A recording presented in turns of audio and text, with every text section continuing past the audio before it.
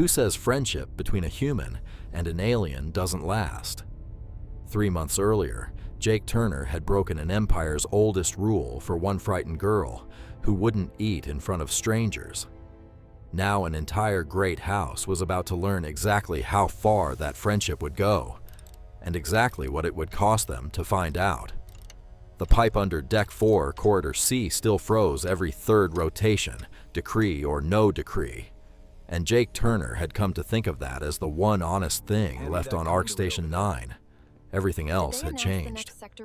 The corridor lights didn't flicker on the refugee side anymore, because engineering had finally been given a budget instead of a memo. The cafeteria had a second server line now, one that didn't card people for species clearance before letting them near the good bread. There was a plaque outside the review chamber, brass, already a little crooked, that read, in 6 languages, "Treat the person before the problem." People called it the Turner Decree, which still made Jake's ears go hot every time he heard it, because all he'd done was cut a sandwich in 3 pieces. He tightened the last coupling, wiped his hands on a rag that had seen better decades, and sat back on his heels in the cramped access crawlway. Above him, a familiar shape blocked the light. "You're late for your own party," said Whistler. The drone had earned its name the hard way. 6 weeks of a coolant leak whining through its housing until Jake finally cracked it open and fixed the vent himself, because nobody else on station would touch Imperial hardware without 11 forms of clearance. Whistler hadn't forgotten. It hovered at shoulder height now, matte black, one green optic ring tilted at him like a raised eyebrow. "What party?" "Director Kess's briefing, 90 seconds ago. You put it in your own calendar." "I put a lot of things in my calendar." Jake climbed out of the crawlway, joints popping. None of them were my idea. She used the word mandatory 4 times. She uses that word every week. She used it in bold this time. Jake sighed and started walking, because arguing with a drone that outranked him in 3 different legal systems had never once worked out in his favor. Whistler fell in beside him, the way it had taken to doing ever since the review chamber. Not quite a pet, not quite a bodyguard, something the paperwork had never bothered to name. It was, officially, Imperial surveillance property. Unofficially, it brought Jake his coffee before his shift alarm went off, which was either the most advanced technology in the sector or the pettiest one, depending on the day. He found Nia exactly where he expected, 3 tables down from the party she was supposed to be attending, hood up, picking the crust off a roll like she still wasn't sure she was allowed to eat it whole. 12 years old now, if her birthday counted the way the court counted things, which Jake privately doubted. Court years never seemed to line up with anything sensible. She'd grown 2 inches. She still wore his old maintenance jacket over whatever the tailors sent her. Sleeves rolled 4 times, and she still hunched like the room might ask her to leave. "You're supposed to be up front," Jake said, sliding onto the bench across from her. "Guest of honor and everything." "Vora's up front." Nia nodded toward a tall, gray-scaled woman near the podium, arms crossed, eyes doing slow sweeps of every exit in the room, the way Cathari guards apparently did instead of blinking. "She says I don't have to enjoy things just because they're for me. Smart guard. She thinks you're a bad influence. She's not wrong." Jake stole a piece of her roll. "What's the occasion, anyway? I stopped reading the memos around word 40. Nia's face did something complicated, pleased and worried at the same time, an expression Jake had learned to watch for closely, because it usually meant a piece of news she hadn't decided how to hand him yet. "It's not really a party," she admitted. "It's a send-off." "Whose?" "Mine." She said it too fast, the way she used to say things when she was 11 and still testing whether the ground under her would hold. "There's a ship coming, from House Ashgrave. I have to go to the Dominion Court for the Ascension." Whistler, hovering above the table, went very still. The kind of still Jake had learned meant it was recording at higher resolution than usual. Jake kept his voice level, the way he'd learned to over a lot of long nights and one very cold airlock. Nobody mentioned an Ascension. "It's boring," Nia said, too quickly again. "It's just a ceremony. I stand somewhere. People say old words at me. I get a different pendant." Her hand went to the one she already wore, out of habit. "I'll be back before you fix that pipe again." "That pipe's fixed." "It's never fixed." She almost smiled. "That's kind of the whole thing about you." Jake didn't smile back, not yet. Across the room, Director Kess had stepped up to the podium, a small, sharp-eyed woman who'd replaced Crane 11 weeks ago and had spent every one of them undoing something Crane had signed. And behind her, projected 12 feet tall in imperial blue, was a crest Jake didn't recognize, 3 interlocking rings around a black sun. "Ashgrave," Whistler murmured, low enough that only Jake caught it. "Old money. Older grudges." Jake looked at the crest, then at Nia, who had gone back to picking apart her roll like it was the only thing in the room she could still control. "When do they land?" he asked. 6 days, she said. "It's just a ceremony, Jake." He didn't believe her. He wasn't sure she believed herself. Director Kess's office had a window that looked out on Terenib's storm bands, which Jake had always found more honest than most of the people who worked near it. The gas giant didn't pretend to be calm. "It's real," Kess said, before he'd even finished sitting down. "I checked twice because I didn't want it to be. Dominion Ascension law, article older than this station. Any heir of the line has to be formally presented at court before their 12th cycle ends, or their claim goes into what the lawyers charmingly call dormancy. Not disinherited, just quiet, contestable. Every rival house with a grudge and a good advocate gets to argue the bloodline's been abandoned. And Ashgrave just happened to volunteer to fly her there. Ashgrave has the oldest transport charter still on the books for that sector. It's not even suspicious on paper. That's what worries me." Kess pulled up a manifest, spun the screen toward him. "Lord Var Ashgrave requested the honor personally. Emphasis on personally. He hasn't left his home system in 9 years." Jake studied the flight plan, a clean, boring line from Ark Station 9 to the Dominion Court. Exactly the kind of route that told him nothing at all, which was its own kind of tell. He'd spent 15 years reading systems that were built to look fine right up until they weren't. "Empress no?" The Empress signed off on the charter herself 6 weeks ago. Before House Vale's fall, put every great house on notice that the old rules don't protect them the way they used to. She can't refuse a lawful escort without starting a war she's trying to avoid. And she can't come herself. Ashgrave sits on the advisory council seat Vale left empty. If she shows up personally to babysit a routine transfer, she confirms every rumor that the throne doesn't trust the houses anymore. Which is true, but saying it out loud is a different kind of true. So she sends the kid alone. She sends the kid with a Cathari honor guard, an imperial surveillance drone, a treaty escort, and roughly 400 pages of protocol nobody in this room has read. Kess rubbed her eyes. "I brought you in because you're the only person on this station who's ever broken protocol and been right about it. I'm a pipe tech. You're the reason there's a plaque outside my office." She let that sit a second. "I'm not asking you to do anything, Jake. I don't have the authority to ask you to do anything. And if I did, it'd probably be illegal. I'm telling you the ship leaves in 6 days. And I'd feel a lot better if somebody who isn't paid to trust the paperwork took a look at it." Whistler, parked in the corner of the office in a way that suggested it had been listening the entire time and simply hadn't announced itself, spoke up. "For the record," it said, "I already looked. The flight plan is clean." "That's not reassuring," Jake said. "It's not meant to be. Clean is what you get when someone good at this wants it to look clean." A pause, the green ring dimming slightly, its version of a frown. "I flagged it to Imperial Fleet Command 4 days ago. The response was, 'Acknowledged, monitoring, no action required.'"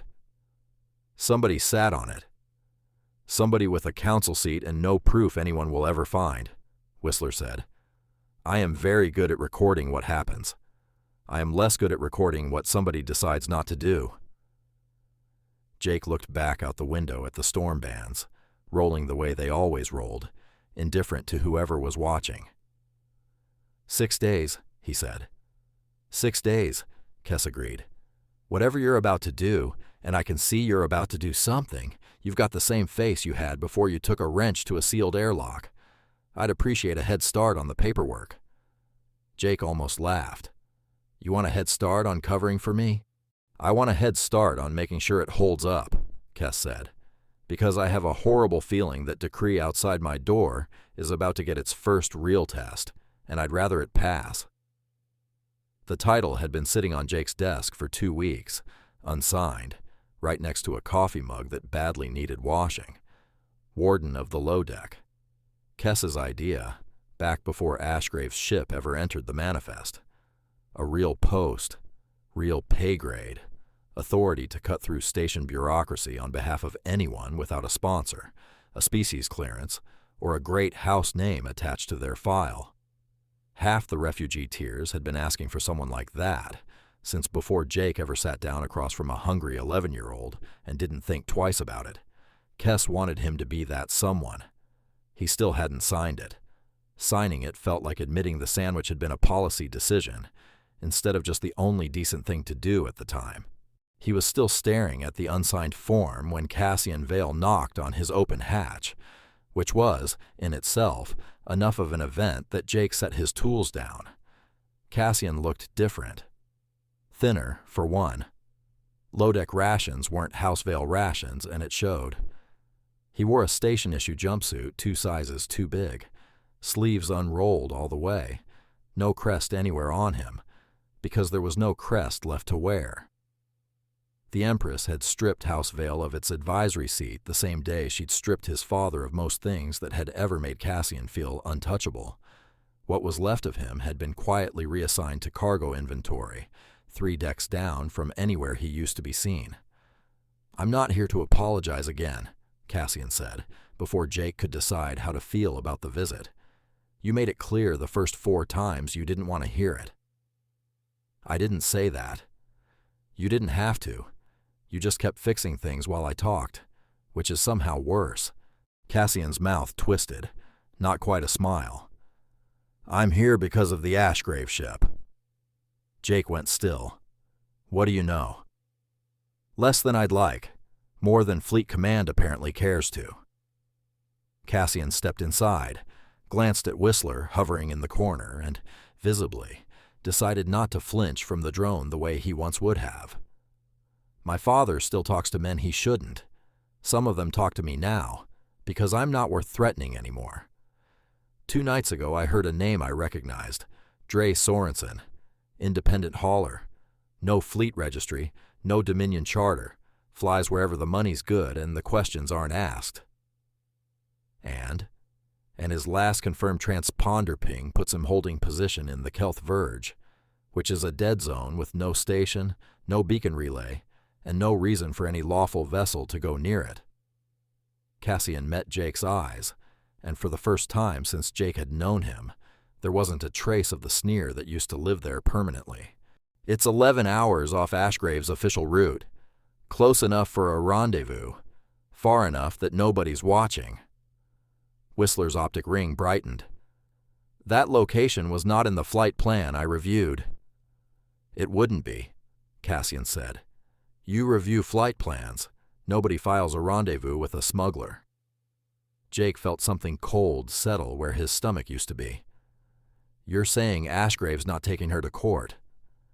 I'm saying Ashgrave's taking her somewhere first, long enough to make a point, long enough that when she does arrive at court, late, shaken, rescued by House Ashgrave from some terrible accident nobody can quite prove, every great house in the Dominion remembers exactly how fragile the Empress's precious new order really is, and exactly how useful it can be to have a granddaughter who owes her freedom to somebody other than her grandmother.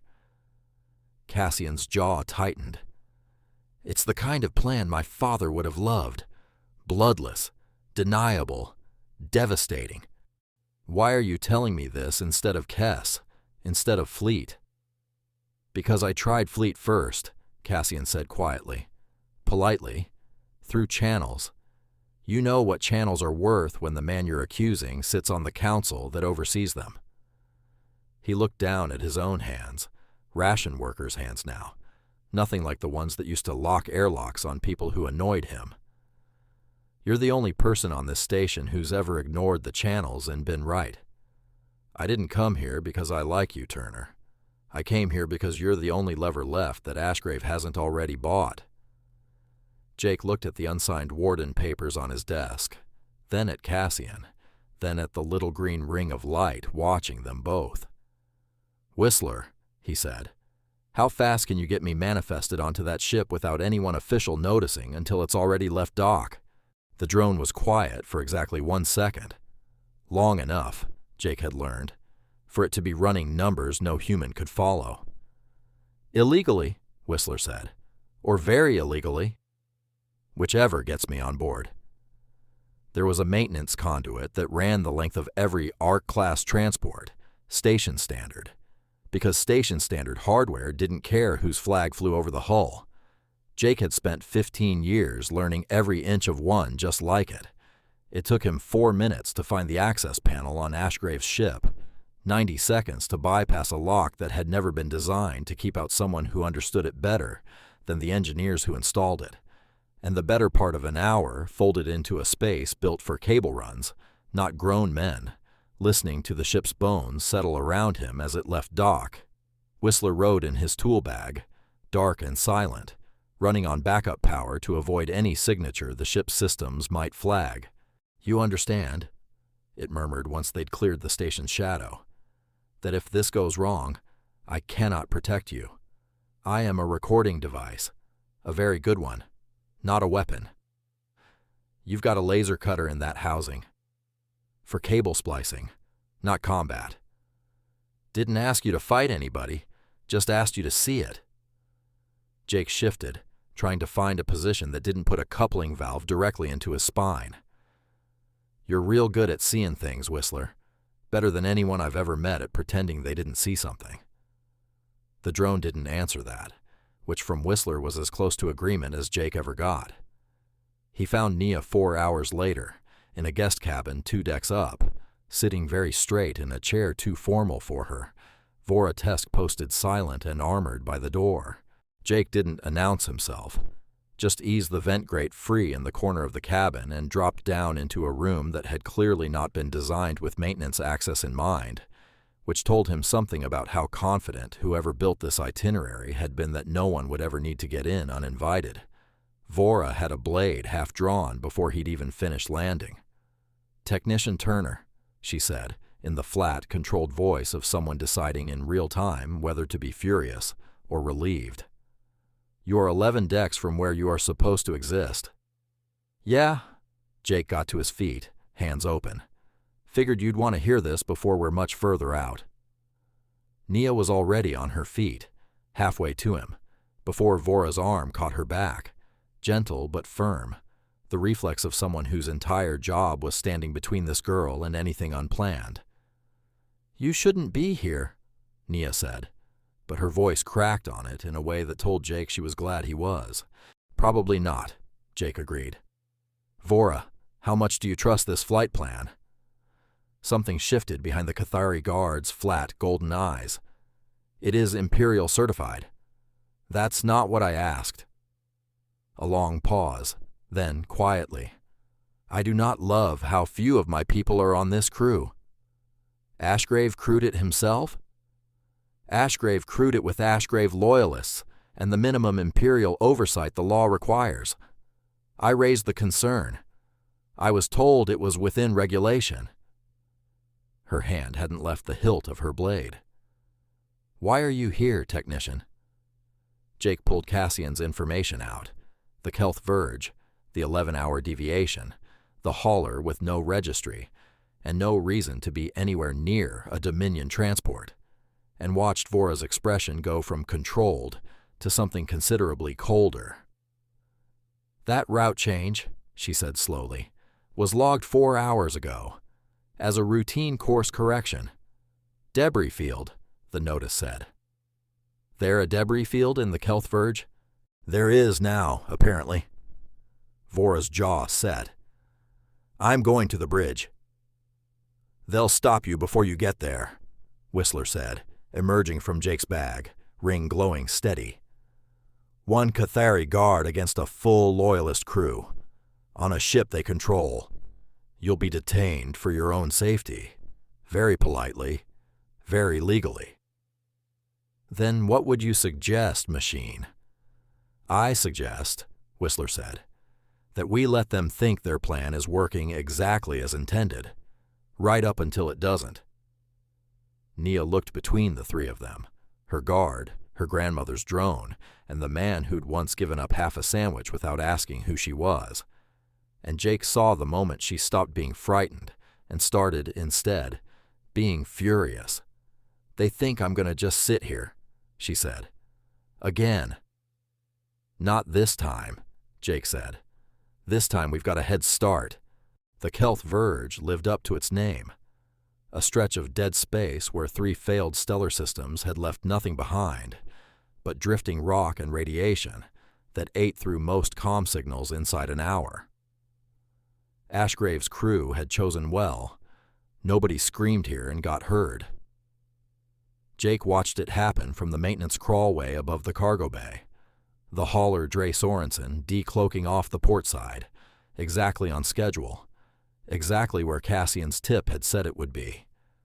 Below him, on the cargo deck, 4 of Ashgrave's Loyalist crew stood in a loose half-circle around Vora Tesk, weapons drawn, faces set in the particular blankness of men who'd been paid enough not to think too hard about what they were doing. Lord Ashgrave regrets the inconvenience, their lead enforcer was saying, in the tone of a man reading from a script he found tedious. The Ascension will proceed exactly as planned. The girl simply requires a brief, private escort the remainder of the way, a precaution, given certain recent instabilities among the great houses. She'll arrive at court entirely unharmed. Grateful, even, once she understands who protected her. She has an escort, Vora said, voice like a closing door. It's standing in front of you. 1 guard, 4 of us. Do the math, Cathari. Jake had heard enough scripts like that one, the kind men gave themselves permission from, to know exactly how it ended if nobody interrupted it. He looked at Whistler, hovering silent beside him in the dark of the conduit. Can you get a signal out? Even a thread of one? Not through this jamming. Not conventionally. The drone's ring pulsed, thinking. But every Ark-class hull carries an old standard laser relay for docking alignment. Line of sight only. No range past visual distance. It predates the jamming protocols by 40 years, which means nobody thought to block it, because nobody thought anyone would still know it existed. I know it exists, Jake said. I've recalibrated 40 of them. I was hoping you'd say that. It took him 6 minutes to reach the alignment transmitter, crouched in a service alcove no bigger than a coffin, rerouting power he wasn't supposed to have access to through a system nobody had touched since the ship was built. Whistler fed him the Empress's fleet relay frequency from memory.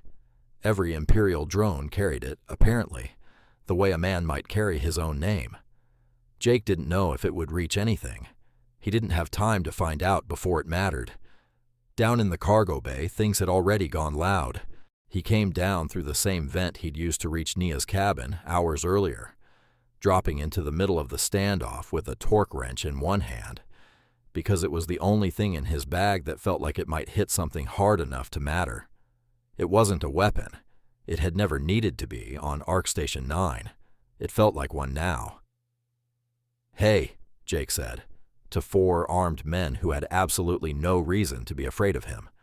You're standing on my emergency bulkhead release. It bought him 1 second of confusion. 1 second was enough. He hit the manual override he'd already rigged from the crawlway above, the same trick that had once cost him his job and his credentials over a single frozen airlock. and the cargo bay's heavy internal blast door slammed down between the enforcers and the exit they'd been counting on, sealing 3 of them into the bay with Vora, who very much did not need 4-to-1 odds to feel outmatched, and locking the 4th, the lead enforcer, mid-sentence, mid-script, on the wrong side of the door with Jake. "That's illegal," the man said, staring at the sealed bulkhead. "Yeah," Jake said. "Funny how often that comes up around me." Behind him in the dark of the corridor, Nia's small hand found the back of his jacket and held on. The enforcer was bigger than Jake, armed and considerably less confused than the situation should have left him, which told Jake, with about 2 seconds to spare, that this man had done this kind of thing before and knew exactly how little a maintenance tech and a torque wrench actually weighed against him. What the man hadn't counted on was Cassian Vale coming out of the same vent 30 seconds behind Jake, having stowed away in a cargo crate since before the ship ever left dock, and hitting him from the side hard enough to put them both on the deck. "You brought him," Nia said, somewhere between astonished and delighted. "I didn't bring him," Jake said, scrambling to pin an arm before the enforcer's weapon came back up. "He wasn't supposed to be here." "I heard that," Cassian grunted, taking an elbow to the ribs for his trouble. "Little help.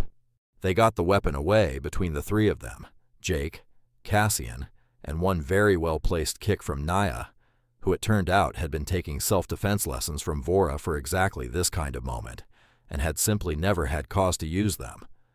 And by the time the enforcer stopped struggling, the laser relay in the service alcove had done its slow, stubborn work.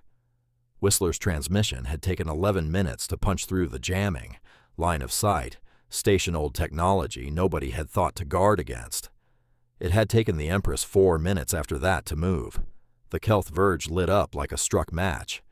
Imperial cruisers didn't announce themselves quietly. 6 of them dropped out of hyperlight in a loose perimeter around both ships, running lights blazing, comms open on every frequency the jamming had failed to hold. And at the center of the formation, close enough that its shadow fell across the cargo bay's outer viewport, sat a vessel Jake recognized from a hologram 3 months old, the Empress's own flagship, close enough now that it wasn't a projection anymore. Dre Sorensen's hauler didn't even attempt to run. There was nowhere to run to. Inside the sealed cargo bay, the 3 enforcers Vora had been holding at bay went very quiet, watching their own ship's sensor display fill up with warships that hadn't existed in their plan 20 minutes earlier. "How?" one of them finally said. Whistler drifted out from Jake's tool bag, ring glowing steady gold now instead of its usual green, a color Jake had never seen it use before, and would later learn meant, roughly, "I am formally recording this for the Imperial record, so choose your next words with unusual care." "I saw," the drone said simply. "That is what I am for." They held the tribunal in the cargo bay itself, because Empress Celine Oren, once she'd come aboard with a security detail that made Vorotesk look practically relaxed, decided she did not care to wait for a proper chamber. She looked exactly as she had in the hologram 3 months earlier, silver-threaded dark hair, a face built for command, eyes that missed nothing, except that this time she was actually in the room, and the effect on Ashgrave's remaining loyalist crew was immediate. Every one of them found the deck plating extremely interesting to look at. Lord Var Ashgrave arrived 20 minutes later, summoned from his own transport under an escort that left no room to pretend it was a courtesy, and made it exactly 4 sentences into his prepared explanation. A debris field, a precaution, a terrible misunderstanding involving an unregistered hauler he'd never personally met. Before the Empress lifted one hand and the room went silent. "Play it," she said. Whistler's projection filled the cargo bay. The enforcer's script, word for word. A brief, private escort, entirely unharmed, grateful once she understands who protected her. Captured in full from the moment Jake had dropped out of the crawlway.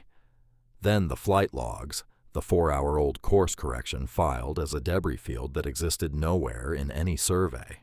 Then Cassian's tip, time-stamped, cross-referenced against Sorensen's transponder history, which Whistler had apparently spent the transit quietly building into an unimpeachable case, while everyone assumed it was just watching. An 11-hour detour to a dead zone, the Empress said, when the projection ended. Crewed exclusively by your own people, timed to coincide with an unregistered hauler with no lawful business anywhere near a Dominion Ascension transport. You'll forgive me, Lord Ashgrave, if I find your account of a debris field somewhat lacking in debris. My lady, I would never endanger the succession. You would inconvenience it, the Empress said. Delay it. Stage a rescue convenient enough that every house in this dominion remembers exactly how replaceable I am, and exactly how useful you'd be instead. You didn't intend to hurt her, Lord Ashgrave. You intended to own the story of how she survived. There's very little difference in the end between the two. Ashgrave said nothing. There was, Jake reflected, nothing left to say. House Ashgrave's council seat is vacated, effective immediately, the Empress continued. Your assets are frozen pending full audit, and because I suspect you are counting on precedent, on the idea that a great house's word still outweighs a technician's, let the record show precedent has changed rather more than you'd hoped. Her gaze moved, finally, to Jake, standing awkwardly near the sealed bulkhead with a torque wrench he still hadn't managed to put down. Technician Turner, you are, once again, standing where you have no legal authority whatsoever to be standing. Wouldn't be the first time, Your Majesty. No, she said, and something in her face, controlled, imperial, unreadable a moment ago, eased just as slightly. It would not. Her eyes moved to Cassian next, who straightened under the weight of that attention, like a man bracing for a verdict he'd already accepted. Cassian Vale. Your house fell because your father mistook cruelty for strength.